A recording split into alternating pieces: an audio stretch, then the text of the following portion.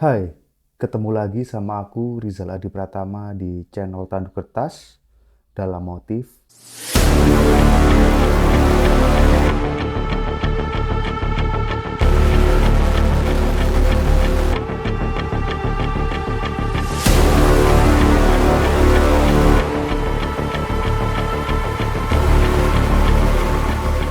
Kita akan membahas satu lagi kasus mutilasi yang menggemparkan di Kota Malang.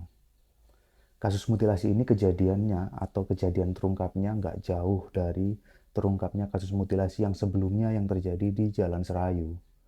Jadi ini menggemparkan banget karena pertengahan atau awal tahun 2024, Kota Malang langsung digegerkan dua kasus mutilasi yang jaraknya nggak jauh berbeda. Tapi di kasus mutilasi kali ini terjadi di sebuah indekos yang ada di Jalan Sawo Jajar, Gang 13A, rumah nomor 12, Kecamatan Kedung Kandang, Kota Malang. Dan yang hampir membuat kasus ini menarik karena kasus ini atau kejadian ini hampir sempurna. Dia sudah merencanakan kasus ini dengan membuang jasadnya dan membuang semua petunjuk-petunjuk hingga kepolisian sangat kesulitan untuk mengungkap kasus ini. Tapi hanya karena ada satu kesalahan dari tersangka, polisi langsung bisa meringkusnya dan mengungkap bagaimana dia dengan keji membunuh pasiennya sendiri. Jadi, mari kita mulai aja kasusnya.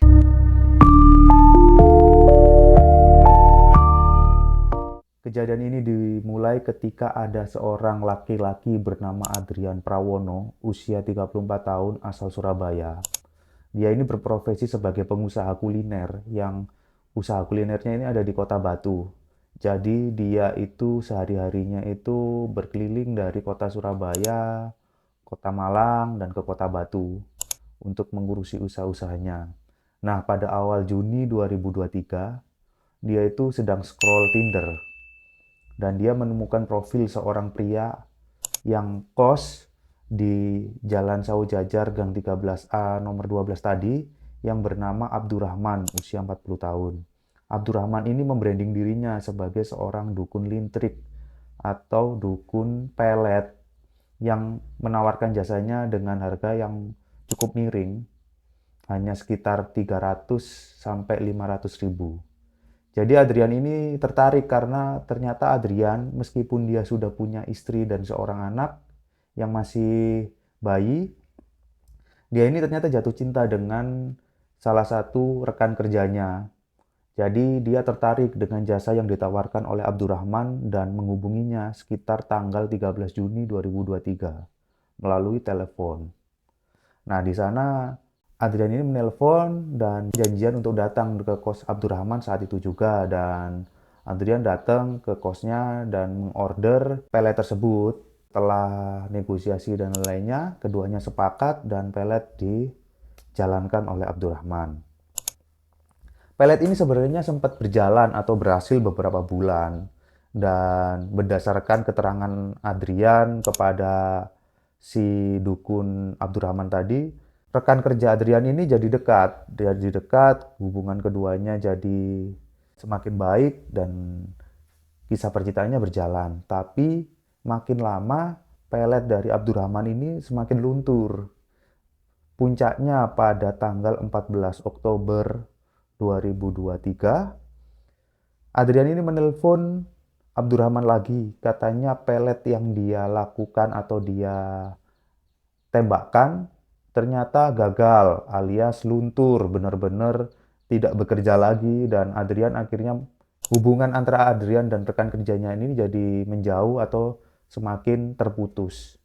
Akhirnya Adrian yang emosi membentak-bentak si Abdurrahman di telepon dan akan datang keesokan harinya atau tanggal 15 Oktober 2023. Ternyata benar, Adrian datang. Adrian datang, keduanya cekcok. Adrian akhirnya melakukan tamparan kepada Abdurrahman. Tentu saja Abdurrahman ini emosi dan dia melayangkan sebuah pukulan ke hidung Adrian hingga dia terjatuh dan mengeluarkan darah di hidungnya. Tak sampai di situ, Setelah Adrian ini terjatuh terhuyung-huyung, Abdurrahman ini mengambil sebuah celurit yang tersimpan di bawah wastafel rumahnya. Celurit tersebut langsung dia tebaskan ke leher Adrian, dan di situ Adrian langsung meregang nyawa. Setelah memastikan Adrian meninggal dunia, Abdurrahman ini memikirkan bagaimana cara untuk melenyapkan Adrian dan membuang semua bukti-bukti yang ada di tempat kejadian perkara. Sebelum itu dilakukan, Adrian datang dulu ke istrinya. Kebetulan ketika kejadian tanggal 15 itu, istri Adrian tidak sedang ada di rumah kos. Jadi istrinya ini sedang pulang ke rumah orang tuanya yang letaknya juga di Kelurahan Saujajar. Abdurrahman datang, dia kemudian bertemu dengan istrinya dan mengatakan atau menceritakan kejadian semuanya yang terjadi di rumah kos tersebut. Tentu saja istrinya shock. Istrinya tidak menyangka ternyata suaminya bisa melakukan hal sekeji itu. Tapi Abdurrahman meyakinkan istrinya untuk tidak ikut campur dalam kasus ini.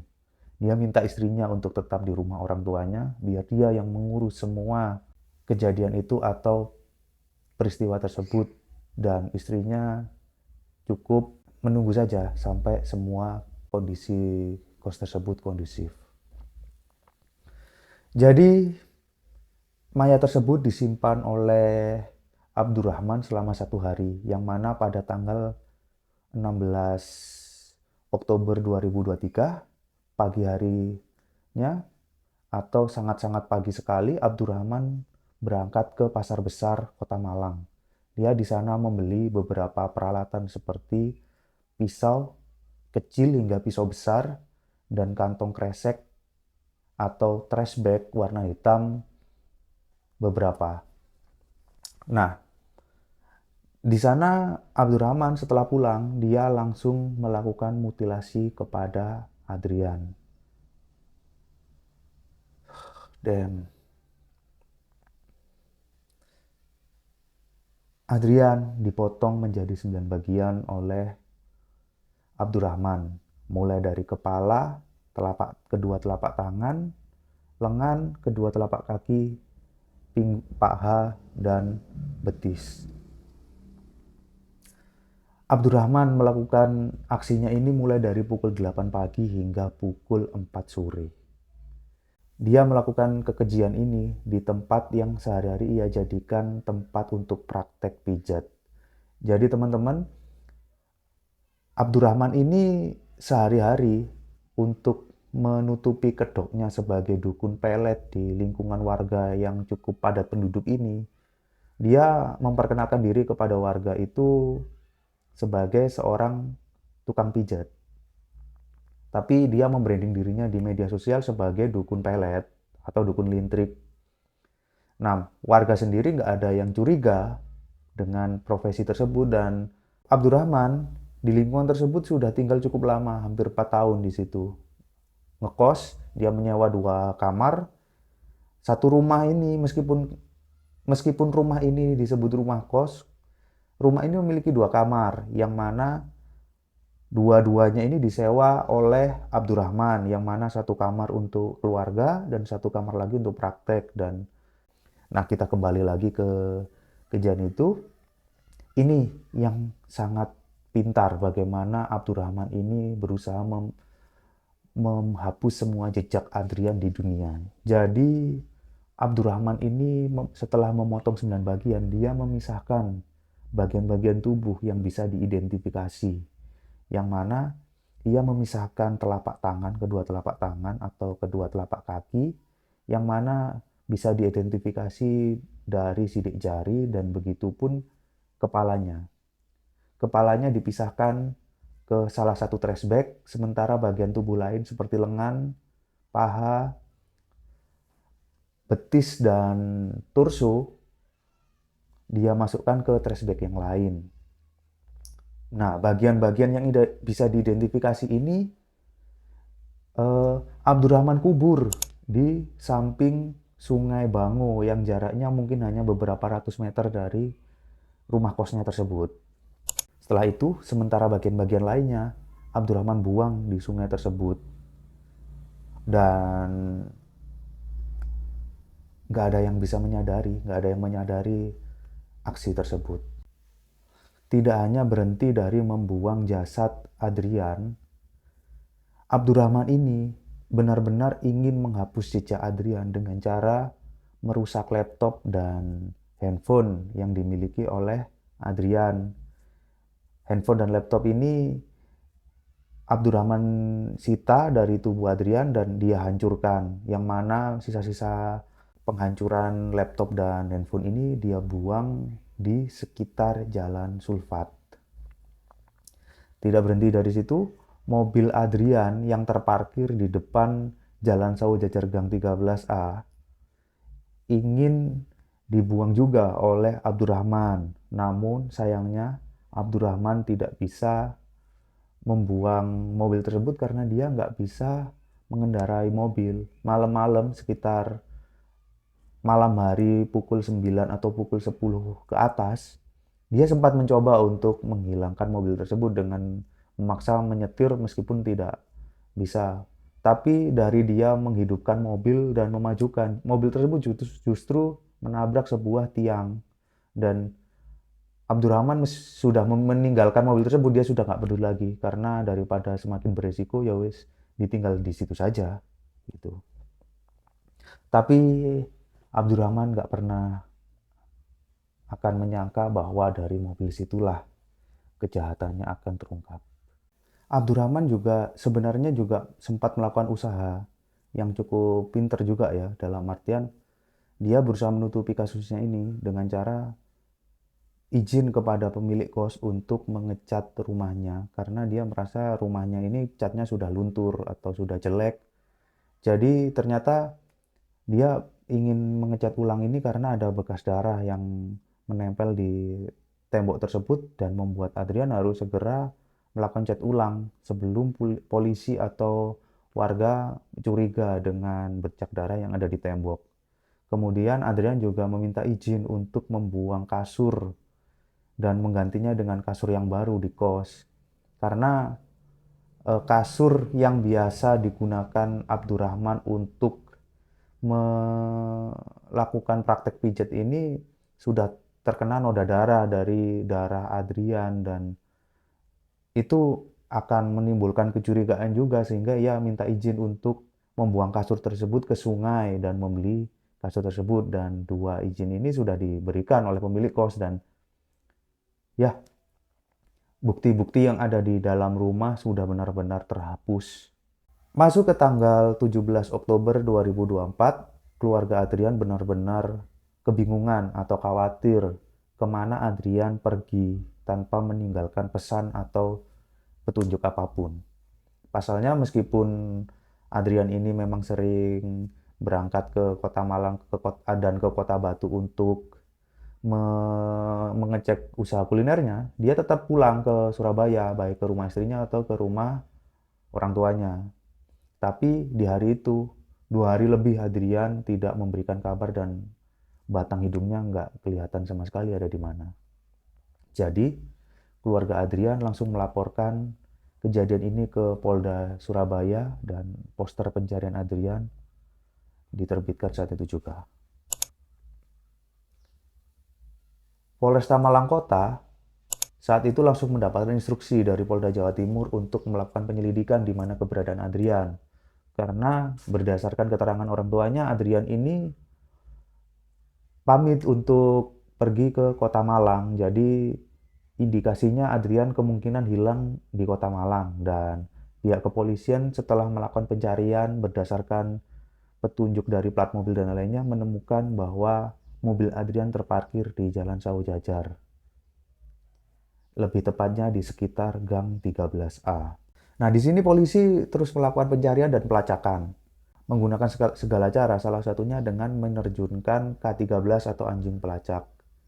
Nah, anjing pelacak ini sebenarnya hampir memecahkan kasus ini lebih cepat ya hari itu juga. Anjing ini mengendus-endus atau mengarahkan pihak kepolisian di sekitar kos Abdurrahman dan di sekitar Kali Bango atau Sungai Bango. Tapi polisi nggak pernah bisa menemukan tanda-tanda atau bukti lain selain mobil Adrian yang terparkir di Jalan Saujajar. Dan polisi mengetahui memang ada hubungan antara Abdurrahman dan Adrian, yang mana Abdurrahman dan Adrian memiliki hubungan sebagai pasien dan dukun. Nah, di situ sebenarnya polisi dari Polsek Kedung Kandang sudah mencurigai bahwa ada sesuatu yang fishy atau tidak beres antara Adrian dan Abdurrahman. Tapi polisi tidak bisa membuktikan apakah memang benar-benar hilangnya Adrian ini ada hubungannya dengan Abdurrahman. Warga pun sudah mengetahui kasus ini, tapi warga nggak pernah menyangka. Berdasarkan keterangan yang kita wawancara, warga itu nggak pernah menyangka kalau kasusnya akan sebesar ini. Mereka hanya menyangka bahwa Abdurrahman ini terlibat kasus penyembunyian orang. Kayak gitu. Warga sempat gempar, tapi ya mereka cuma mengira ini sekedar kasus penyembunyian seseorang saja, nggak sampai kasus pembunuhan dan lainnya. Polisi pun juga masih bingung untuk mencari bukti-bukti. Abdurrahman pun beberapa kali dipanggil mulai dari bulan Oktober, November, hingga Desember. Tapi polisi selalu memulangkan Abdurrahman karena Abdurrahman ini nggak terbukti, nggak ada bukti. Dan Abdurrahman mengatakan, Adrian pulang kok setelah kita melakukan praktek. Waktu itu Abdurrahman masih mengakunya sebagai dukun pijat. Adrian pulang ketika hari H, ketika tanggal 15, Adrian mengatakan Adrian pulang, dan polisi nggak bisa membuktikan apakah Adrian memang hilang ketika di dalam rumah Abdurrahman atau setelah pulang gitu. Dan warga pun nggak ada saksi yang benar-benar, polisi nggak menemukan warga yang melihat Adrian itu masuk ke dalam rumah Abdurrahman. Gitu. Jadi polisi pun hampir frustasi dengan kasus ini, dan ya kasus ini menggantung. Tapi semua skema yang dilakukan Abdurrahman akhirnya terungkap pada Kamis 4 Januari 2024 ketika polisi menemukan seorang saksi warga sekitar yang melihat Adrian ini masuk ke dalam rumah atau kamar kos Abdurrahman dan nggak pernah keluar sama sekali. Di situ polisi langsung bergerak cepat dan langsung menangkap Abdurrahman untuk diinterogasi. Dari interogasi ini, akhirnya Abdurrahman mengakui semua perbuatannya. Yang mana dia memang membunuh dan memutilasi Adrian dan menunjukkan di mana makam atau kepala, tangan, dan kedua telapak kaki Adrian dikuburkan. Dan polisi menemukan tengkorak Adrian di kuburan atau di sebuah gundukan yang ada di pinggir Sungai Bangu. Di situ akhirnya menjadi gempar masyarakat. Dan masyarakat tidak pernah menyangka bahwa Abdurrahman yang notabene ini dikenal cukup baik ya, meskipun orangnya tertutup. Bahkan keluarga Abdurrahman ini terkenal pecinta kucing. Jadi mereka sering memberikan makan kucing liar yang lewat di situ, dan mereka juga memelihara seekor kucing di situ. Dan meskipun hubungannya dengan warga ya nggak begitu baik juga, karena kucing tersebut, ada seorang warga yang mengatakan dia juga sering terjadi cekcok dengan Abdurrahman karena kucing yang dia pelihara dan kucing-kucing yang dia beri makan sering buang air besar sembarangan dan mengganggu warga di situ dengan baunya kayak gitu. Tapi dari situ warga pun nggak menyangka bahwa Abdurrahman ternyata sangat sadis seperti itu. Polisi langsung melakukan olah TKP di situ dan memberikan semacam garis polisi agar tidak ada warga yang mendekati kos tersebut, dan awak media tentu saja langsung menghubungi rumah tersebut untuk melaporkan atau memberitakan kejadian yang sangat besar ini. Dan akibat perbuatannya tersebut, Abdurrahman akhirnya dijerat dengan 3 pasal sekaligus. Di antaranya pasal 351 ayat 3 KUHP, yang kedua pasal 338 KUHP, dan yang ketiga pasal 340 KUHP tentang pembunuhan berencana. Dengan ancaman hukuman paling ringan 15 tahun penjara dan yang paling berat hukuman seumur hidup atau hukuman mati.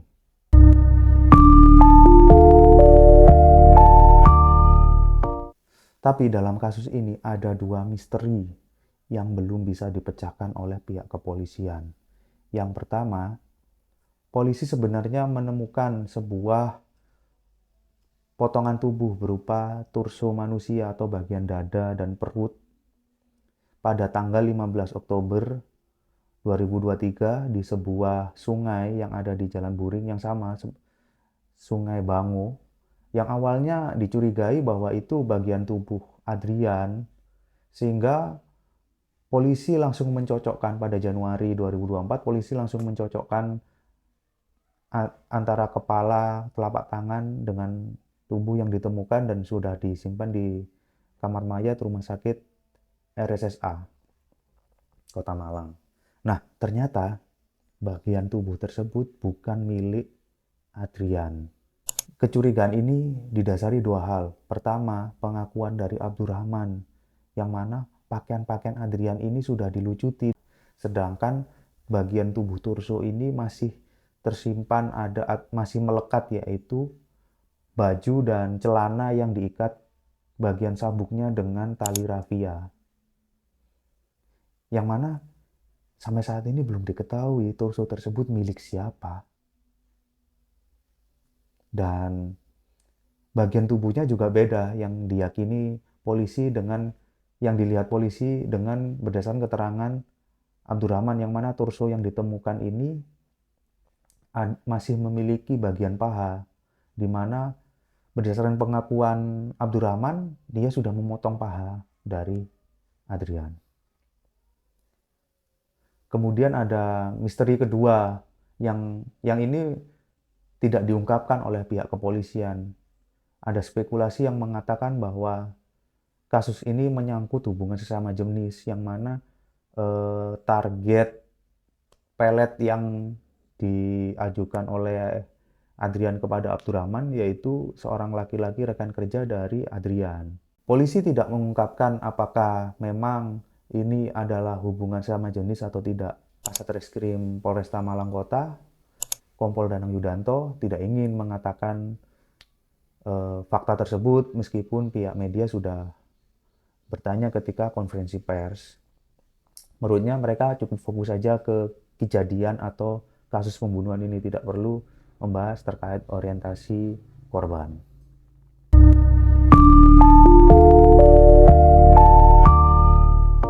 Oke, jadi itu saja untuk pembahasan kasus mutilasi yang ada di Saujajar, Kota Malang. Dari sini kita belajar bahwa untuk meraih cinta nggak perlulah pakai dukun. Seandainya memang orang yang kita cintai memang tidak memberikan respon balik, kita hanya bisa ikhlas. Pepatah mengatakan cinta ditolak dukun bertindak. Di sini akhirnya celurit melayang. Dan ya, satu lagi, bahwa kejahatan sesempurna apapun pasti akan meninggalkan jejak. Bahwa dari sini kita belajar, ternyata belajar mengemudi itu cukup penting. Seandainya Abdurrahman bisa belajar mengemudi dan membuang mobil tersebut di tempat yang sempurna, kejahatan ini nggak akan terungkap pihak kepolisian. Tapi Tuhan tetap memberikan jalan bahwa nggak ada kejahatan yang sempurna. Semoga kita selalu dihindarkan dengan kejahatan dan mara bahaya. Sampai jumpa lagi di channel Tandu Kertas. Bye.